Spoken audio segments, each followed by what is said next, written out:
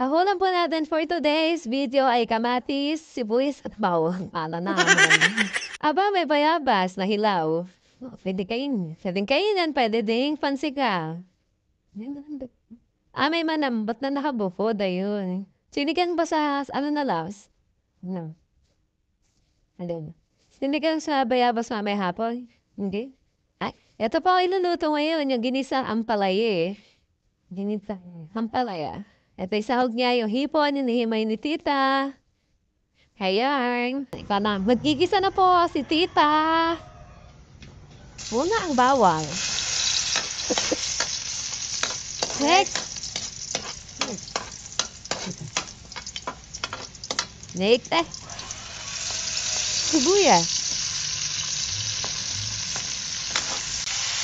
Next ang kamatis. Lagyan po ng sabaw yung pinagkatasan ng hipon na ulo ng hipon kanina ay gagamitin natin para malasa dahil wala tayong ibang sahog. Lagyan po natin ng pepper. Kanina po nilagyan ng asin ngayon na ipaminta naman. Nalagyan na po natin ang ampalaya. Para to hindi mapait yung ampalaya, ibabad sa tubig na may asin. Pakapigain. Tama ba?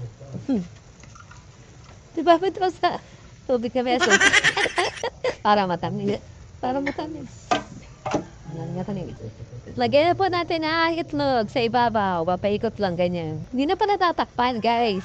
Okay, na lang maluto kasi madali namang maluto ang itlog. Luto na po yan. Haluin na natin. Mabilis ang halo lang. Then, okay na. Para hindi masyadong malabog yung ating gulay. Masarap yung medyo malutong-luto. Okay. Okay. Ito po yung partner ng ating ampalaya. Babalik ka rin ah. Yay!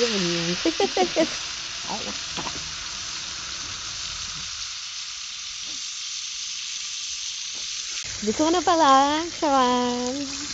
Ang panibago yung panila yung. Ito yung sa amin. Tara na po. Let's eat. Thank you Lord sa lahat ng blessings. Thank you guys for watching. Bye-bye.